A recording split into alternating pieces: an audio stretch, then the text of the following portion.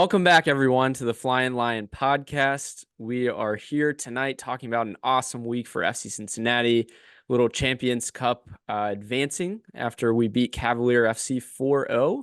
So we're going to chat a little bit about that. And then later on, we're going to do a little recap. FC Cincinnati also wins at the Chicago Fire. So another huge victory in 1 week. Pretty excited to talk about that. Got a little bit of other news to talk about. Sam's with me tonight. We had a new signing, Deandre Yedlin, 30-year-old right wing back being signed for the old FC. So a lot to talk about with that, Sam. I'm sure we have plenty of other things to chat about, but that's a little bit of a breakdown. How are you feeling tonight, man? Yeah, I'm feeling good. Back on the podcast. Obviously missed, last week, but excited to give my takes on some stuff as well as, just talk about some upcoming really cool matchups, here this next week. Yeah, absolutely. Like I said, it was a busy week for SEC. Again, some moving pieces. So final confirmation, with Barrial being loaned out to Brazil. A lot of moving parts in a lot of different directions, but overall the trend is up, Sam. I'm really excited about that. So we'll hop into a little bit of a game review. Again, like I said, the Champions Cup first round action. Second leg of that first round, we played Cavalier FC. Sam, it was a cold one. Wednesday started off at like 65 degrees. And then by the nighttime, we get over to the stadium and it's like 30 degrees. So the big thing that I wanted to touch on before the game was just how many tickets, were flying off the shelves, different outlets, Facebook Marketplace or, all over SeatGeek. Everyone was trying to trade away tickets, upgrade tickets. There was a lot going on. Yeah, I did want to touch on the weather too. I mean, at some point in the game, obviously, the Jamaicans had to get accustomed to the weather. It didn't look like they did at all. But the post game interviews, they were interviewing one of the Jamaican players, and he was like, "Yeah, the weather had a huge impact on the play," and he was talking about like the turf and everything, and he was coming after our turf. I didn't really appreciate that. That's two games But in a row. People have been coming after our turf. I know, I don't really appreciate it, but I guess the weather did have an impact. They are, from down south, so I do get it. But yeah, I mean, it was a cold one. Yeah, absolutely. I mean, like cool runnings, that's what came to my head is just, all these Jamaicans, coming up and they're all bundled up and the first time in the cold and they have to like take the jackets off. They're like, do we seriously have to take these off right now? Can we just play in these? But yeah, I mean, it was crazy. Honestly, I'm not gonna lie. I had upgraded seats. Shout out to my wife, Lauren, for my birthday on Wednesday. I got to sit in the Tunnel Club. So awesome seats, had a really cool perspective, different perspective of the game. But just being able to see the game from field level, maybe from Pat's level is what I want to call it. But we saw some good things in the game, Sam. We ended up winning 4-0. Our lineup looked a little bit different in this one. Sam, what'd you see with the lineup? Yeah, I mean, lineup looked a little different. You got, Kip Keller in there gets the start, which was really cool to see. Um, and then you see, Kimi gets the start as well. Um, interesting to see based off of, the previous game in Jamaica and then obviously MLS game. So having Bupenza up top as well, getting the start. I believe this was his first start of the year, right? I think you're right. Yeah. Was this Champions Cup game. So having him be able to get out there and get the full, not a full 90 minutes because Santos comes on in the second half, I believe, for Bupenza, but gets the feel for the start again. So yeah, I mean, another one, Malik Pinto, based off of the Champions Cup game, gets the start as well. So happy to see that. But I mean, other than that, pretty much as expected. Yeah, I mean, absolutely. Younger guys, influx of some players, to get minutes because really, shocker here, but US Open Cup, doesn't end up developing. It's this far into the season, if you want to call it, and we still didn't have anything set. We finally get word that FC Cincinnati is, not participating at all. We'll touch on that a little bit later, but this is a chance for those young guys to get minutes in early Champions Cup games. So, like Sam said, I'm happy to see, Dado get more minutes. He's played now in all 4 games we've had. Kimi, Sam, he didn't look great, to be honest with you. So, you know, I don't know if his stock's going down a little bit in some ways, but didn't have a great performance. Another Kip Keller, great solid defensive effort, in my opinion. I don't know if I just missed it in the Toronto game, if he took a knock and maybe had a concussion, but I looked at we were watching the Chicago game on Saturday and they said, Kip Keller's out with concussion protocol. I said, didn't he just play on Wednesday's Yeah. game and played pretty well? So maybe did he re-aggravate, his head injury? I don't know. It was kind of interesting.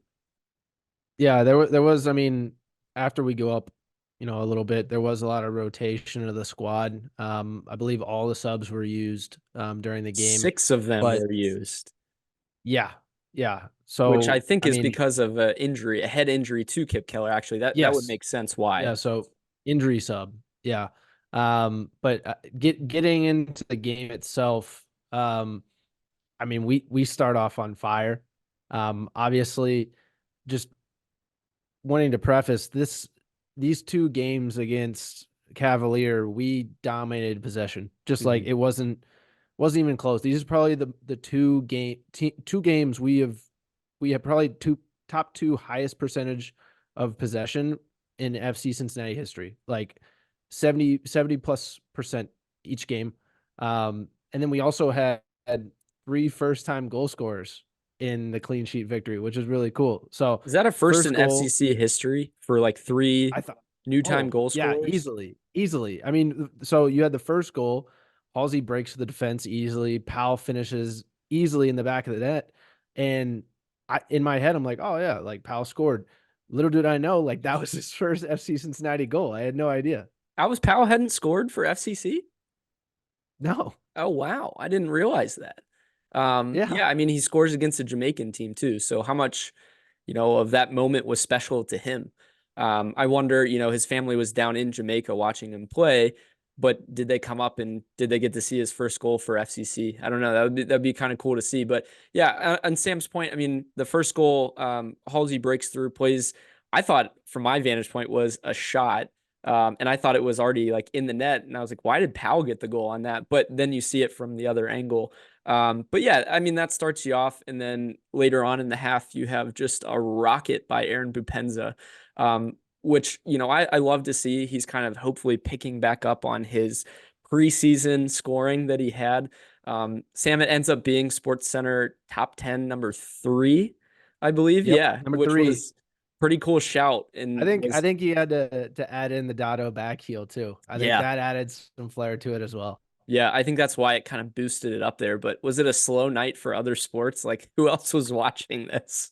Yeah, I mean, to be honest with you, I have no idea who else was in that top 10. I just know our guy Boop, there it is. I was like, hey, there he is. I was loving the boop. There it is again. I mean, we heard it on Saturday as well. But yeah, I mean, 2 straight games in a row now. So does he keep building on that? Like we mentioned in the starting lineup thing, with a hamstring injury, from what we heard in minutes restriction, for him to get out and play meaningful minutes in the Cavalier game, it made a lot of sense. Maybe not in the time, like why would you push it on a cold night on a Wednesday for a game that probably doesn't mean too much when you have an Yeah. MLS game on Saturday, but now it's kind of making sense, Sam, he probably had the best celebration I've seen for an FC Cincinnati player in a minute. I mean, his knee slide and the photographer that I think got the series of the slide, it was just the coolest thing. So for all of those, listening, go and check it out. I think it was Joseph Gluzzi, I think was the photographer. So shout out to Joe. He had just a sick angle of it, and you get like 7 frames in a row of him sliding. And I think I'm pretty sure he said vamos when he scored or when he celebrated, I should say. Yeah, big old Vamos for sure. Yeah. But I mean, those two goals in the first half kind of just they were easy, right?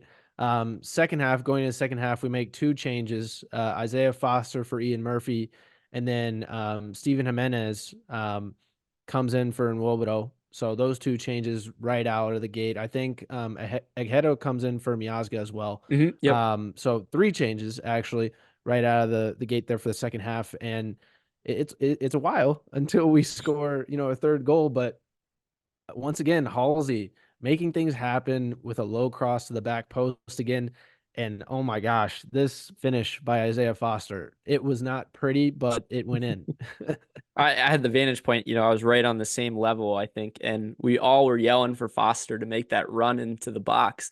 And he gets something on it. Maybe he's a Yeah, left wing back exactly. and he gets the benefit of the doubt on it. But what did your coaches always tell you in youth soccer, Sam? Throw your body on the ball Yeah, and just good get your things will body on the ball. happen. Yeah. So good things happen for him and he gets his first goal. He celebrates down in the corner. I think the guys were laughing a little bit that were warming up Yeah. down there. Some of the senior roster guys were like, all right, man, you scored, but how good of a goal was that?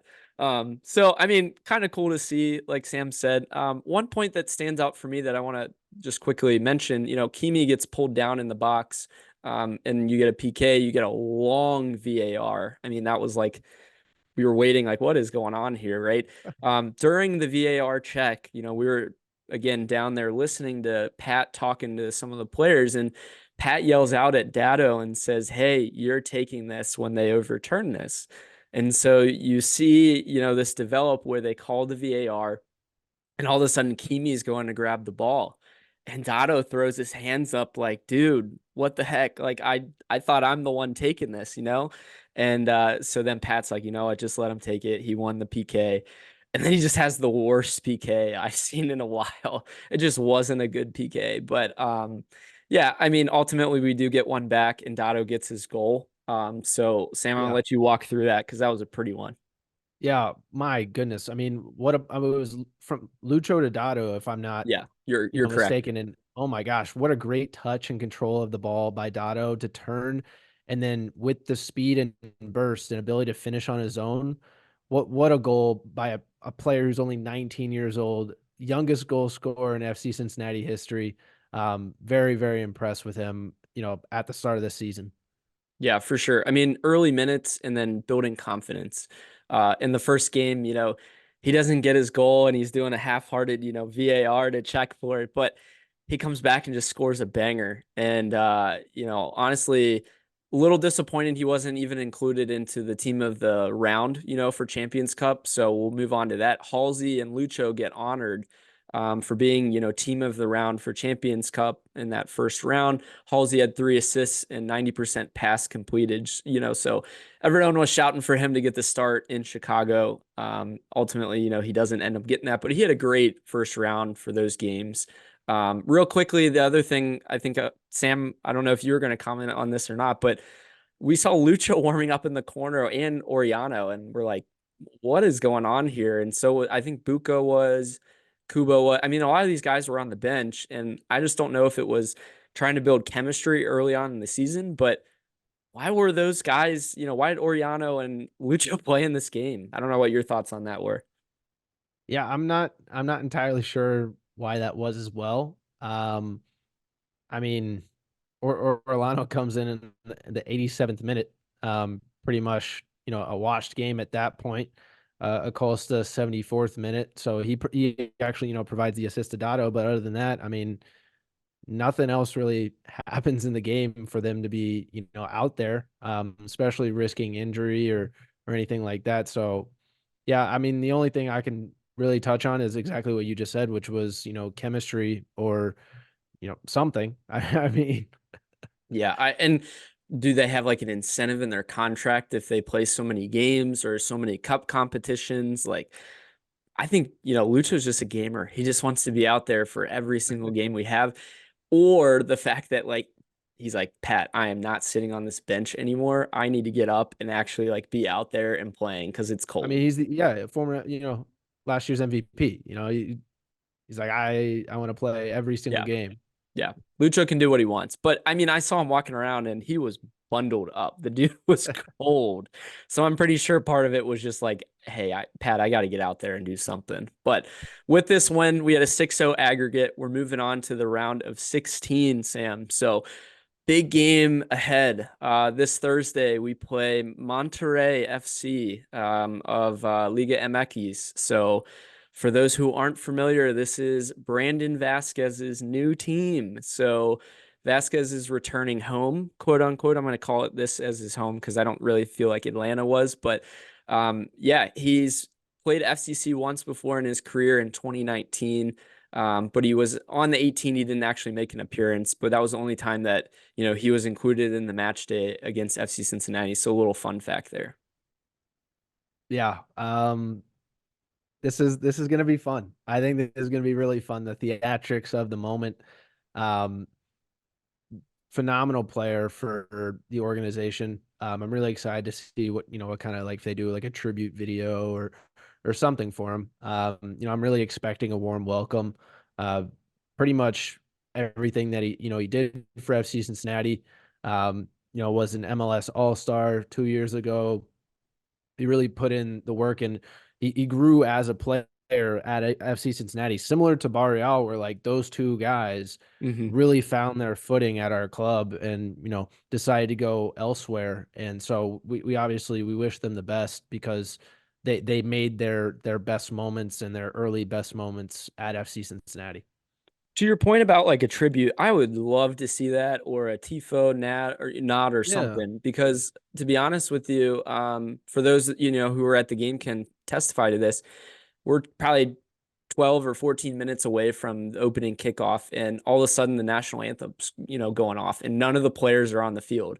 So just as League's Cup was a little funky about their rules, Champions Cup is the same way. Like you don't get to shout out the last name of the players like you normally do in MLS games. When they read out the away team, it's like super quick. So I'm hoping we can like do a longer Vasquez, when they shout his name or something, or to see them, out there earlier because, we didn't really touch on it, but the setup, like I said, is just funky and it just felt weird and off. And they're almost trying to create it like it's a neutral site game, but Champions Cup is home and away. Why not honor the home team's traditions? You didn't have a sword pull for this. I mean, it was just a little funky. So I'm Ryan, hoping are you gonna be wearing a Superman outfit to the game? Superman might make an appearance, or I've heard rumors that Lucho is the kryptonite, so maybe Hey. yeah, I mean it's gonna be a fun one. Monterrey is number one in the CONCACAF rankings. Yeah. So they've won 5 Champions Cups, or Champion Leagues at the time. So powerhouse down in Mexico. They're the top of the Liga MX right now, actually. Killing And I it. think Vasquez just scored another goal last night. So he's on a hot run of form. Hopefully he's run out of goals by the time he plays us on Thursday. But it'll be special, man. Yeah, absolutely. And we got reinforcements just in time. Do you think, Sam, question for you, Vasquez probably still has his house in Cincinnati. Does he house Yeah. the whole Monterrey team at his house? I don't think he hosts the whole Monterey team. Maybe just the buddies that he's, close friends that he's made come to the house. Yeah. I'm sure for him it'll be a big sigh of relief to be able to sleep in his own bed and be able to just be at home for a while. I don't know if I think situations like that. To be honest, I think usually if the club is a good mannered club, they usually say, "Hey Vasquez, like you could leave like a day or two." Sure.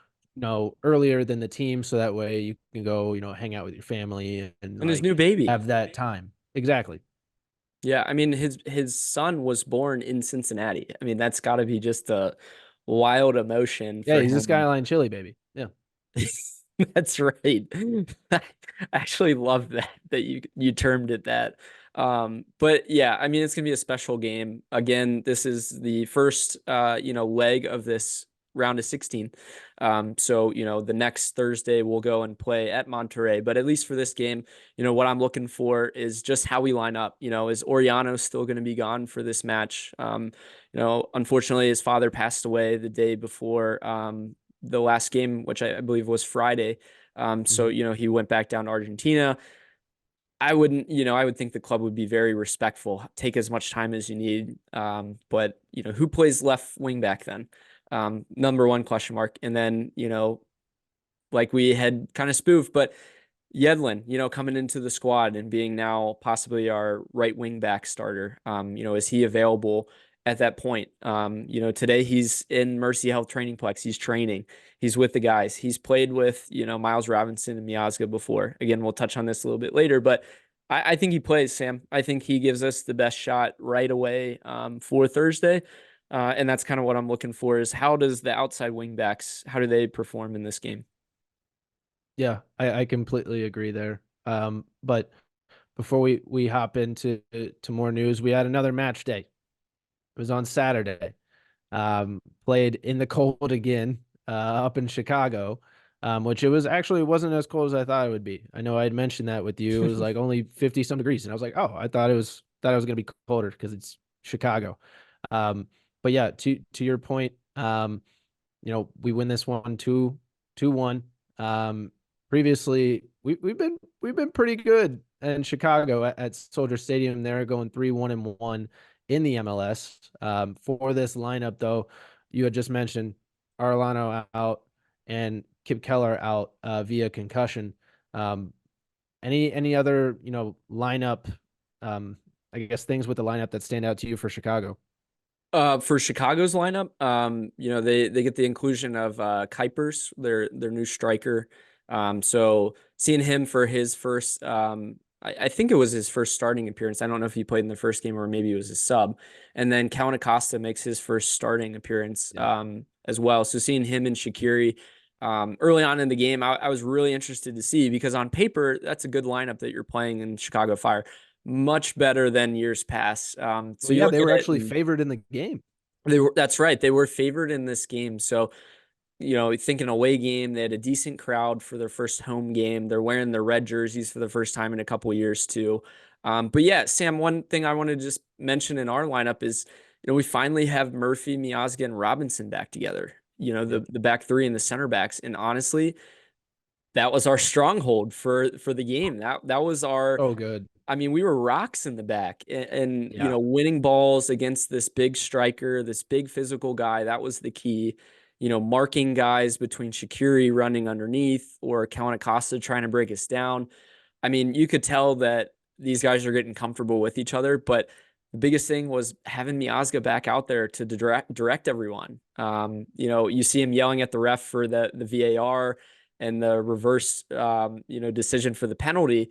You're always going to get that from Miazga, but his leadership, man, it stood out, and I think that's a big reason to why we won. Yeah. This Chicago team, like this goalkeeper for Chicago was standing on his head the Mm-hmm. whole game. And for such a young goalkeeper, like he reminds me of Celentano. Like both have very, very promising futures, whether that be in the MLS or even, somewhere else, possibly like Europe. He played phenomenally, Chris especially in Brady, that yeah. first half.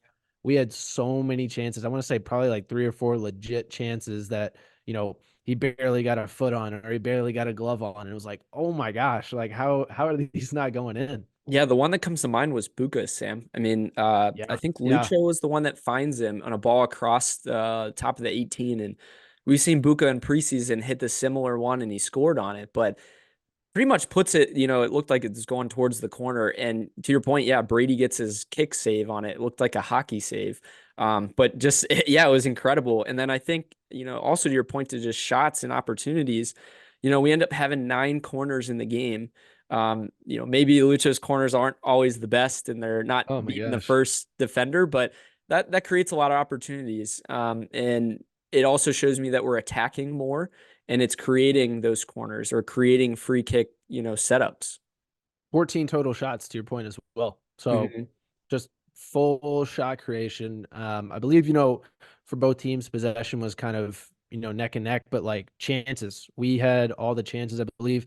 I want to say Chicago Fire only had like 4 total shots. Mhm. So they didn't have any on target. Wish we had a little bit more. I think we had like only 3 or 4 shots on target, but Does a PK count as a shot on target? I don't think so because it's not in like the movement of play. Like Okay. it's a stationary like I'm always free curious kick about that. or Like, does yeah. that just boost their stats because it's like I a think I don't think it standing kick? counts. Yeah, I don't think it counts as like a I guess shot on goal, but I Mhm. think it does count in XG though. Yeah, that's true. Like it was a chance like that. Yeah.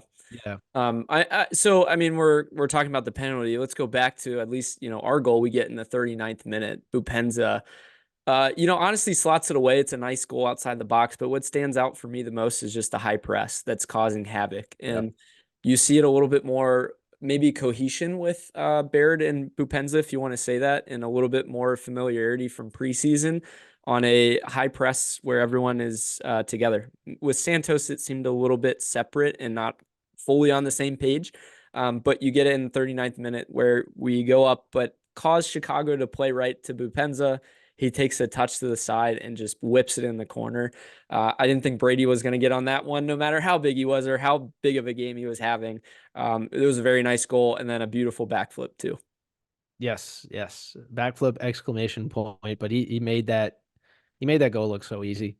Like the turn, the comfortable just into the shot, just the movement of it was all just very comfortable, very easy, and he slots it home, no big deal, does a backflip, and on to the next, creation of chance there. I was feeling high for 5 minutes after that, where we're just like on cloud nine. We finally have a lead, we Yeah. scored in the first half too, let's build on it. And then the run of play gets stopped in the 45th minute with, this play at first that Sam, me and you were obviously watching together, that like in live speed, like if you go back and look at it, it's like, it's questionable. It's on the line, but this is why, to your point, this is why we have VAR. This is why they go back and see, because if you really break down frame by frame, he catches his leg. And in the moment, I'm upset about it and I'm going to yell about it. But, I think it originates in the box and it is a penalty overall. And with replacement refs, I'm going to give them the benefit of the doubt on this one again. It just sucked for the moment and the timing, because we just scored and we just were like creating more opportunities. So Wish I could just like show this recording to pass Ryan and be like, hey, like future Ryan says this, like what do you think? He would be like, oh, that's BS. Like he doesn't know what he's talking about. If past me knew how the game would end, then I'd be okay with it. But Fair, yeah. Going into half though, it's 1-1 and you're like, well, we have the better chances, but it's also tied. But that's soccer for you. Shaqiri scores his goal, and we go into half. Nothing really changes, in terms of lineups. We keep building though, Sam. We keep breaking them down, and then finally, we get another goal. 68th minute, again, to our point, set pieces. Maybe Lucho's plan to play it to the front post on this one works out. Yeah, all according to plan. Oh my gosh. I mean, is somebody going to tell him? Like, is somebody going to tell him, like, hey, you're not the best at corners, Lucho. Like, I love you. You're the MVP, but right. These are really bad. They don't even, like, to your point, it's been, what, 4 years of this where you can't even get it over the first defender. Luckily, for some reason, Chicago didn't have a defender in front the front post guy. Yeah, it was weird. Yeah. So the ball just trickles in, finds Miles Robinson, and he goes, "Oh, thank you very much," and taps it into the goal, and we're up 2-1. Yeah, I mean, at that point, you're going to take it for sure. I I kind of laugh about it now, but I think we have two, corner kick plays. Number one is a low-driven cross by Lucho to the front post that either gets headed out by the front post guy, or just, kicked away. The second one is where everyone is crowding the keeper and they play a long ball over the top for a Barreal-esque like volley. Yeah. We saw it against Toronto. They did it, I think, in Orlando Champions tried Cup. it. Yeah. Or Oriana tried. I think Buka had one very similar to that too. So they have two corner kick, different strategies. And for all the away, or I guess opposing teams that want to scout FC Cincinnati, watch this podcast. We can tell you right away. Yeah. Yeah, done. But after that point, Sam, we're up 2-1. We just have to hold on at that point. We're playing away. I think Chicago has some decent bench players. They bring in Chris Mueller, a former Orlando guy, pretty solid offensive, but he doesn't really do much. I think the bottom line in this game was just how solid our defense was. You have, a couple guys playing in a little bit different positions. You have Kubo again playing left wing back in this game. We haven't even mentioned that, but I honestly, you didn't have to say his name much. So that's a good thing in my book. He had some plays where he would dribble up and create opportunities that we didn't see as much with Oriano, because I don't think he's that comfortable yet. I don't think Kubo's the long-term solution there, but again, this dude fills in any spot, and he did a serviceable job. On the opposite side, you get Alvis Powell, who plays a pretty solid 30 or 63 minutes, I believe it was. And then you get Halsey in, which Sam, I don't know. We were having high hopes about, Brett Halsey watching at Grainworks Brewery, but everyone was very excited to see him come in. It seemed like him and Lucho were on a little opposite pages, and that's what I Yeah. remember you saying. Yeah, he was holding the ball a little bit longer than he normally would. And then, that led to, you know, quite a few turnovers. And it just didn't look like Lucho was, too happy with him. Yeah, It reminded me, honestly, I've watched a few Inter Miami games on the guy that we just received. I've seen Messi visibly it's true. frustrated with Yedlin as they're playing. So it reminded me a little bit of that. I was talking to some of my coworkers today about it. And but yeah, it's one game for Halsey. I Mhm. think he has so much promise and so much upside that, just based off of this, I think we're still going to be excited because he's a dynamic player. He can impact the game in a positive light. It just didn't go his way this game. Yeah, for sure. And even if he doesn't, we end up getting the win because you have solid pieces that are behind him and directing him. And that's what you need for a young player is just a little bit of direction. You get Dotto comes in late as well, and Santos subs in too. But we see out the game really. And what I took away is very similar to what Pat Noonan did. Is early on in the MLS season, getting results, especially away, when you don't really have all your pieces fully together. I mean, it's a big result. It tells me, I mean, right now we're 3 wins and 1 tie in 4 games through, 2 different competitions. So it's a solid way to start the season. Even if we didn't feel like we fully have things together, you're winning games, and that's huge no matter what level you're at. Yeah, I think my big takeaway from this game was how insane of, Miles Robinson getting his first club goal already this season. We've got 5 different players score their first club goal. Like that's insane. Wow. For for FC Cincinnati, you mean like their Yeah. first one for Yeah. FCC? Yeah. I mean, getting different people involved. We don't even have a Lucho goal yet, but he gets an assist in this game. Yeah, Um he's got multiple assists already. yeah, yeah. And so, Acosta and Robinson make the team of the match day, for this game. Lucho probably because of his assist. I feel a little bit like Acosta's getting slightly frustrated with things, but looked a little bit better in this game, a little bit more lively. If I'm not mistaken, he had a shot that hit off the crossbar too. Yeah, that was a good Um, chance. so he's gonna get it. He's gonna find his opportunities, and you get the MVP to start gelling with people and with the defense we have. I mean, if we don't get scored on and you get a more cohesive front, you're going to be looking really, really good. Yeah, yeah. I was moving on to now the trivia of the week before we Okay. take a break here. Um was talking about how good we've been at the beginning of the seasons at Chicago. Is kind of, we'll see how this is, but my trivia of the week question to you is prior to the game against Chicago, what was FC Cincinnati's record for their first away games of the season in the MLS? Do you have a total number of games? Yeah, total number is 5. Total number is 5. Um, man, I got to think about this one for a second. I want to say we're 1, 2, and 2. 1, 2, and 2. I know last week we had a similar question of like, Mm-hmm. what's the record during, first games in general, but with this being the first away game, I wanted to kind of highlight that. So we'll see what the answer is here on the other side of the break. Hey, FC Cincinnati fans, we are pumped to share our new sponsor, Peak Cocktails. I'm sipping on the passion fruit margarita, which is so spicy and it makes me feel like I'm on the beach. Ooh, that sounds great. I'm drinking the blood orange spritz, which has a great subtle ginger flavor coming from its scientifically formulated recipe to promote exercise recovery, enhance relaxation, and support a better night's sleep. Ryan, that's exactly why I love them. Their cocktails are designed to fit seamlessly into your health conscious lifestyle, giving you the enjoyment of a delicious adult drink without the downsides of alcohol. Guys, next time you are looking for that post-workout drink or an afternoon pick-me-up, grab a Peak Cocktail. Visit them at www.peakcocktails.com peakcocktails.com and use the code Flyin Lion at checkout to get 20% off your first order. Zach, enjoy your drink. Welcome back, everyone. Thanks again for listening to our newest sponsor, Peak Cocktails. Sam, I'm sipping on the, I believe it, the passion fruit margarita. Are you drinking the orange spritz, blood orange spritz? Yes. Well, yes. So you had to drink one, I had to drink the other. That's how it was going. But Peak Cocktails, this is my first of the season right here.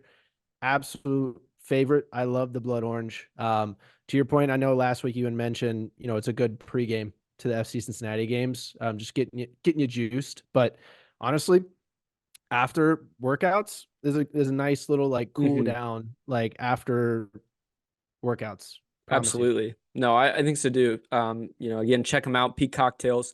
If you look at our cans, though, we have the yellowish and the reddish here. So we'll kind of move into our cards of the week. I like that transition, Sam, there. What was your card of the week? Yeah, card of the week. I know we had tweeted this out and we thought this was the funniest thing. Like at the beginning of the game, it was so hilarious. But my card of the week is the Apple TV pregame lineup versus the Chicago Fire.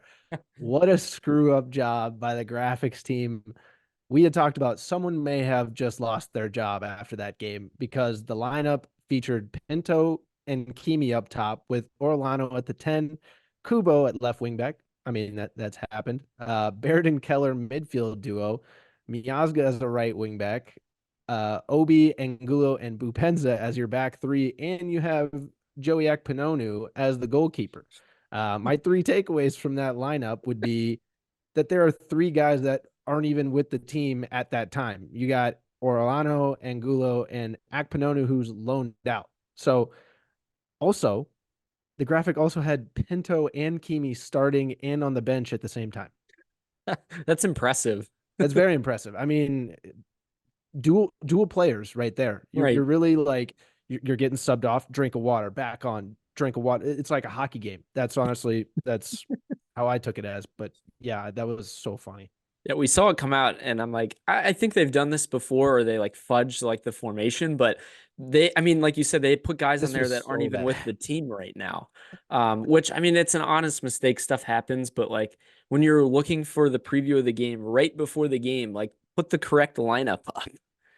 Well, they were also like talking about, like the commentators are talking about the lineup. Yeah. And you're going, no, that guy's not. Oh, nope, that guy. And I could hear like the commentator talking about Orlano kind of like confused because I believe like they see the lineup as well going, right, that's not on my and it was just they moved that graphic really quickly too. I don't know if you noticed, but it was like up for maybe a good 10 seconds and then it was like, oh, gone. Usually it's up for like 20 to 30. We have the best fans in the league, though, because I think there's 20 different accounts out there that captured that moment, and we're like, whoa, what is this? Get a picture. Yeah. Right. I mean, that was me for sure. I totally did that. But my card of the week, Sam, I don't know if you saw this, but the center referee for the Inter Miami Orlando game was seen wearing a Inter Miami jersey that some fans found and, tweeted out. I think it went viral. So this ref gets removed from this game. Like, what a terrible moment, for the MLS. These guys are replacement refs, so maybe he didn't even think there was a potential that he'd be, reffing this game. But what an interesting situation. I mean, there's a lot of Messi fans out there, and think of the people that are soccer fans in general that would be Messi fans. But for him to wear an Inter Miami jersey and to get called out, by all these people and then to lose that game, I bet the dude was probably like, hey, can I at least get a ticket to this game to go watch then? So, I mean, maybe there's some video or some photo out there. Maybe someone can find it for us of this, former center referee for this game now in the stands and rooting on Inter Miami. But it was just fascinating. That was my one part to my card. My other yellow, I'm going to say, is not seeing FC Cincinnati in the Open Cup. So again, one of the oldest cup competitions for soccer in the country. We're not even having our MLS2 team in this competition. There's, I think, 8 MLS teams that are involved in this now. They're teams that are not in the Champions Cup. So I think it is, right, Sam? The teams that aren't Yeah. in the champions. So they're trying to, have a situation where there's not as much congestion in the schedule is really what it comes down to. But why not include the second team for us at least? I know we put out a statement and said next year at any level, we'd like to be involved, but there's a way to solve this. Have the FCC2 team start it, and then if you make it past a certain round and then Champions Cup ends in June, have, the actual solidified, senior team fill in the rest of the tournament. I mean, a lot of times that's what happens anyway. You get a lot of the younger players early on, but the club has the choice to choose. And I really think that's how it should be moving forward.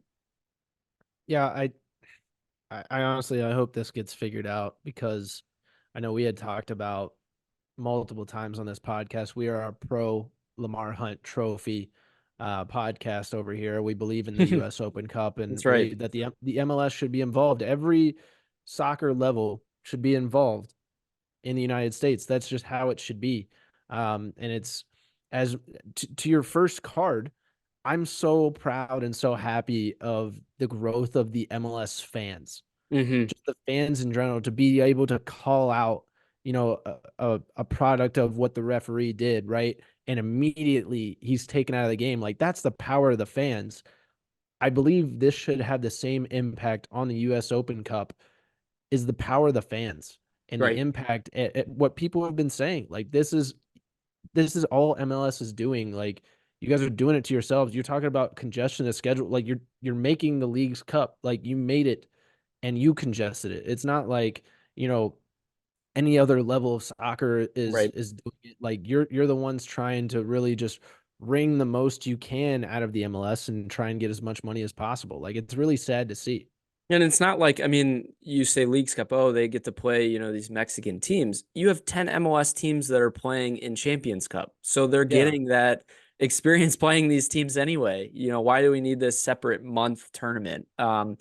Yeah, I think you make a great shout out for the MLS fans in general, and just I think how passionate a lot of them have become. I think some of the St. Louis fans, and I believe even at the Champions Cup, FC Cincinnati had a banner that said, save the U.S. Open Cup or allow us to play in it. So we feel passionately about it. The next step would be, once we're back in it, to go and support, to go to these games.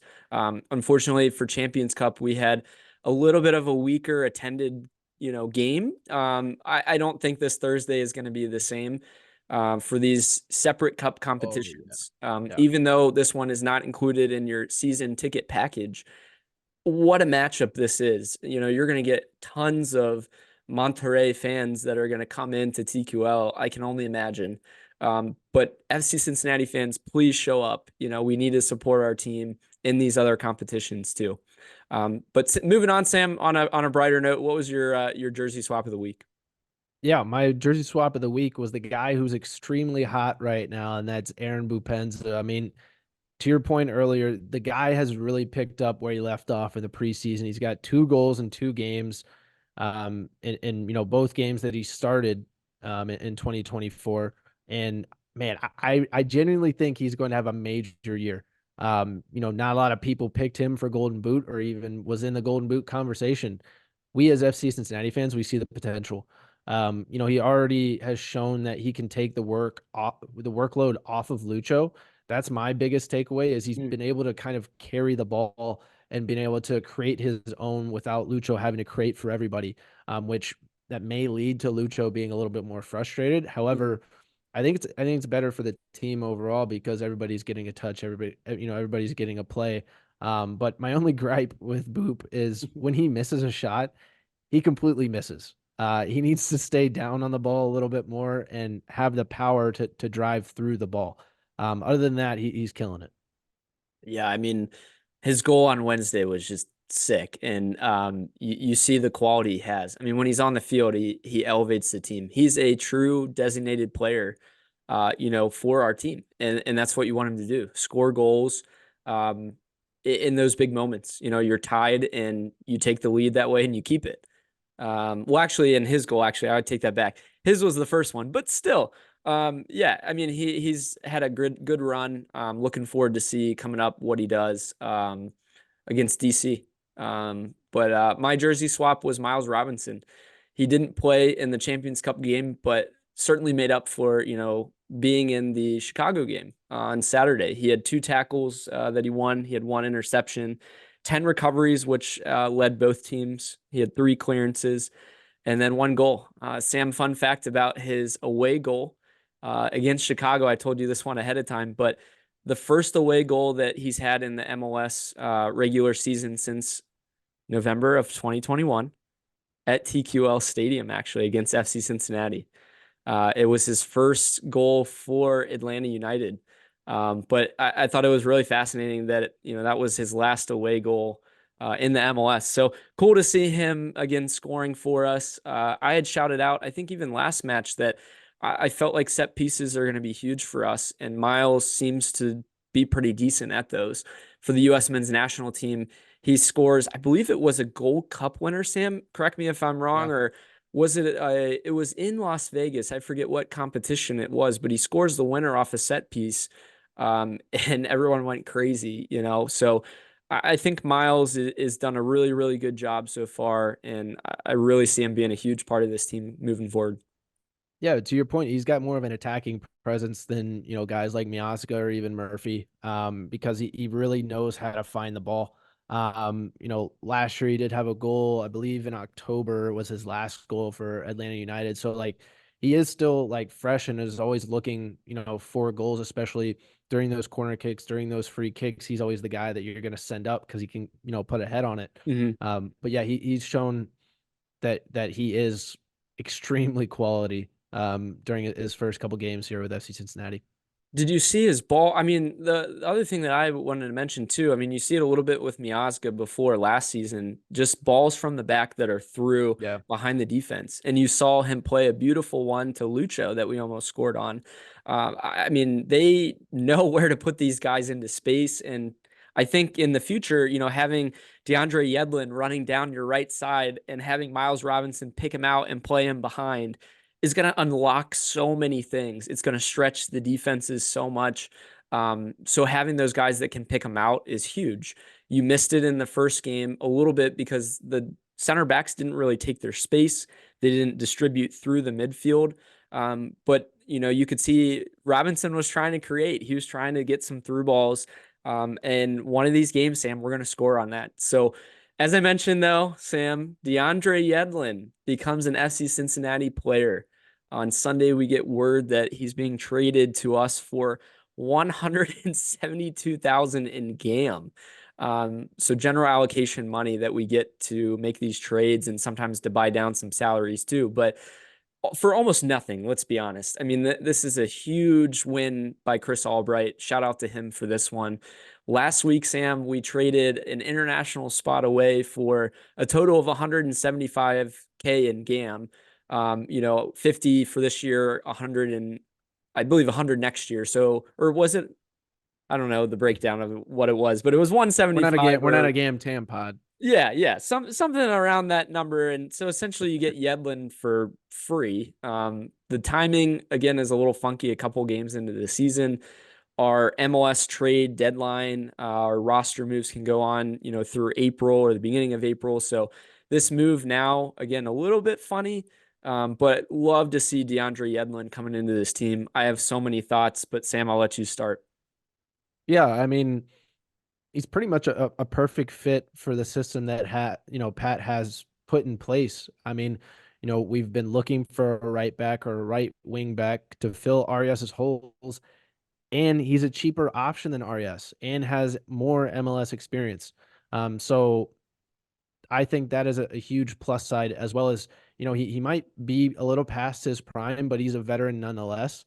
Has, U.S. men's national team caps, has European Premier League experience playing overseas with, likes of Newcastle, Galatasaray.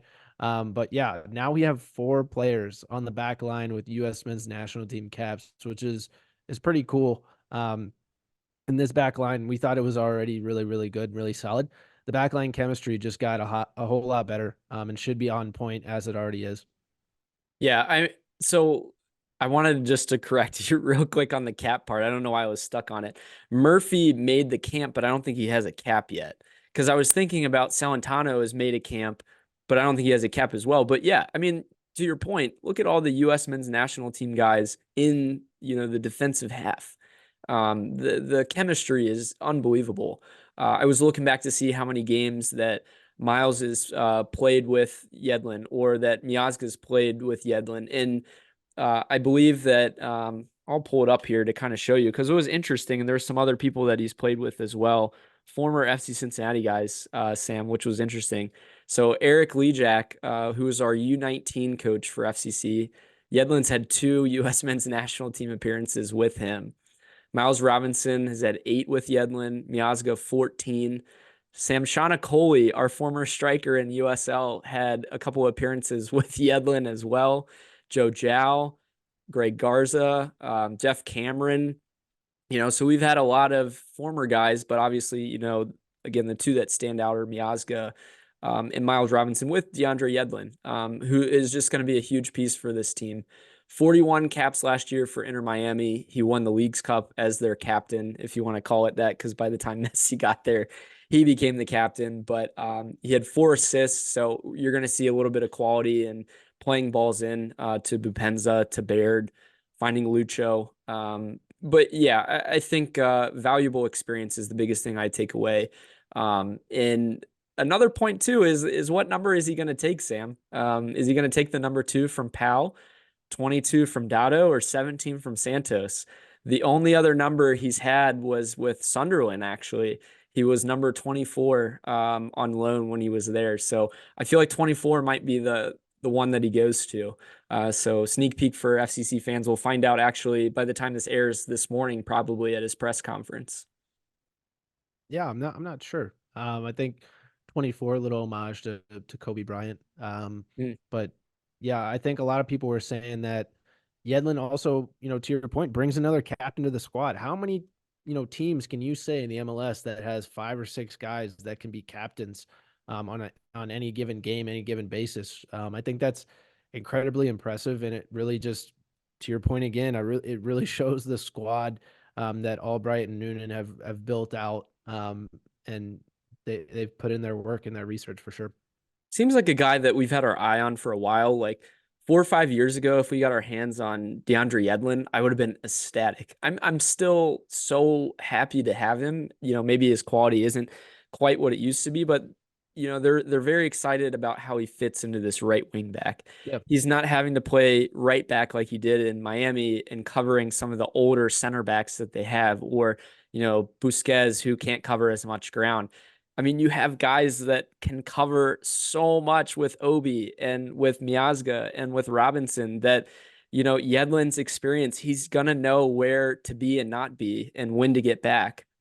Before, when he was younger, blazing speed. I mean, that's what that guy was known for. He still has some really good straight line speed, so I'm excited to see that. We need that on the width, so that's cool to see. But yeah, I'm very excited about what he's going to offer for us. He did have the same agent, Sam, as Kenny Arena. So there had been some connection in the background going on. He actually played under Kenny too while he was with the U.S. men's national team. So again, relationships is the big thing. How does Albright and Noonan, and I mean, it sounds like Hunter Freeman too. Those guys really sold him on this idea. But if you look back 6 years ago, would you have thought that we'd have Deandre Yedlin, Matt Miazga, Miles Robinson, all of these big names in U.S. men's soccer that are now here and playing together? I mean, it's like a juggernaut U.S. team. Yeah, I extremely cool. And like I said, this back line is now solidified. I feel confident in having those. To our point earlier, with Kimi a little bit shaky, Santos a little bit shaky. We're still just looking for possibly a backup striker. We'll see if we get that. I don't know if we do, considering the time and the money, but it'll be interesting to see all the moves that we come up with towards that beginning of April deadline. It sounds like we're still in the market for it. Is what I took away is like, hey, we're getting this guy, but we're not done. And, you mentioned Angulo earlier. I mean, he's out with family issues right now, but a loan seems to be the move for him soon. That's going to free up a U22 spot. Maybe a young striker is on the ins, even before the summer, before we originally had anticipated. So I think that's where we go next. Personally, Sam, that's, I think, what you were touching on, but maybe even sooner than what we thought, which would just be huge. I wanted to just briefly just mention how I think Yedlin's inclusion makes us a way better contender for Champions Cup, though. Does Pat, prioritize that a little bit more now that you have him? So the big thing to take away was, Yedlin played for Inter Miami. They hadn't yet played a Champions Cup match, so he's not tied to one team. Therefore, he is allowed to play for us in this tournament, even starting on Thursday, which is huge. Yeah. So speaking of, him coming up, possibly being included in the squads, moving into the preview with DC United at home, it would be our third MLS match day. Do you see him being included into, the match day squad? I think what you see on Thursday is going to determine if he plays on Sunday against DC. If he plays a lot of minutes on Thursday, I think they'll probably go to Powell, honestly, on Sunday, or get Kubo, depending on if we have Oriano back. I think you'll see one game or the other, personally. It'd be a tall task to ask him to come right away and play, 90 minutes. But so far in 3 games for Inter Miami, he's played all 90 in every single one. So he's match fit. He's ready to go. It's just, do they feel confident or comfortable? But what's your opinion on that? Yeah, I think, in my opinion, it might be flipped. I think he may get a sub appearance in the Champions Cup, and then maybe a full, 90 minutes against DC United. Could be either one in my eyes. But yeah, our last outing against DC United wasn't too hot. Tell me Dating about back it. to last season, that It's was the pitiful. 3-0 loss at their place. Thanks Benteke for that. But hopefully we see the people back in the squad we had mentioned. Keller probably, or Orlano probably at that point. Still unsure about Angulo, but probably at that point he'll be around the squad. Not sure, if he'll be included at that point, but good to see and good to feel, those people coming back to the squad hopefully by Sunday there. But yeah, DC has played really well this season. Right now they sit second. Their last game, they actually 2-2 draw. They came back against the Timbers. They were down 2-0 and came back. So we'll see if Benteke plays too. I know he had sat out that game against Portland Timbers Oh, that's because right. apparently, yeah, he had picked up a knock during warmups at the Timbers. So we'll see if he plays, which fingers crossed, because he killed us last game. But it'll be interesting to see because they're a really good team. Yeah, I think that they're better than what a lot of people thought. They bring in Yeah. Troy Lesesne over from New York Red Bulls, so they have a new coach. Formerly, had Wayne Rooney. You still have a lot of good quality in their team, some young players to kind of mix with it as well. We seem to struggle a little bit against DC, Sam. In 10 Yeah. games in the MLS, we're 2, 3, and 5. So, 2 wins, 3 losses, and 5 draws. So it'll be interesting to see. Luckily, again, we're at home. That's a big thing for me that I see. But to your point, how we play Benteke, if he does suit up, is going to be the big battle, is what I was going to say, actually. But, with Miazga and Robinson and how they performed against the Kuipers guy from Chicago, I mean, very similar build, but Benteke is so high in the percentage of aerial duels win. I think he actually led the league. So he can threaten you in the air, on the ground. He's just a physical presence, but having that one extra center back to kind of track him might actually be a good thing in our case. But I think, I don't know, Sam, do you think Yedlin's played against Benteke when he was in the Premier League? He would have I had think he to. would have had to, yeah. Yeah. So maybe on defense, he has something to tell the guys, like, hey, this is how we're gonna do it. That would be kind of a unique thing, but a perfect timing as well. Big size miss Oh, difference for there. sure. Yeah, absolutely. But again, that game is on Sunday. We're looking forward to it. Again, we're coming off of a Thursday into a Sunday. At least it's not a Thursday to a Saturday. But having 2 home games in a row is huge, especially, going that Thursday to Sunday, so they don't have to travel. Just being able to stay at home. For Yedlin just joining the squad, he doesn't have to go and get acquainted and then just leave right away, So that is big, I think. But to your point, Sam, too, we'll see if Oriano is available, if he plays more minutes. I think at this point, Pat's probably going to go with guys that have been in the squad a little bit more. Yeah, I think we still see a Kubo left wing back. Yeah, that's for sure what I'm looking at too. Predictions for this game though on Sunday. Yeah, against DC, 2-2 draw. Whoa, okay, 2-2 draw. I'm gonna say, dude, I really feel like we're gonna ride a high going into this game. I'm gonna say 3-1. I really think Bupenza keeps building on what he's been doing. I'm looking forward to a big week from, again, Dotto. Maybe he plays a little bit more. And then just to see the back line continue to dominate. That's been the trend so far. Besides a PK, like we haven't really given up any goals, and Celentano's been pretty decent too. But looking forward to what's to come this week. Like I said, we have some big matchups, a lot of storylines. Sam, one thing that we forgot to mention though was Deandre Yedlin's hair. This is like a random thing, and I kind of put it out today for those who want to go look at it. I think he's got the top 5 hair in FC Cincinnati history. Did you see a couple of the different hairs that he had? I did. You guys think that Lucho's pink hair was, out there?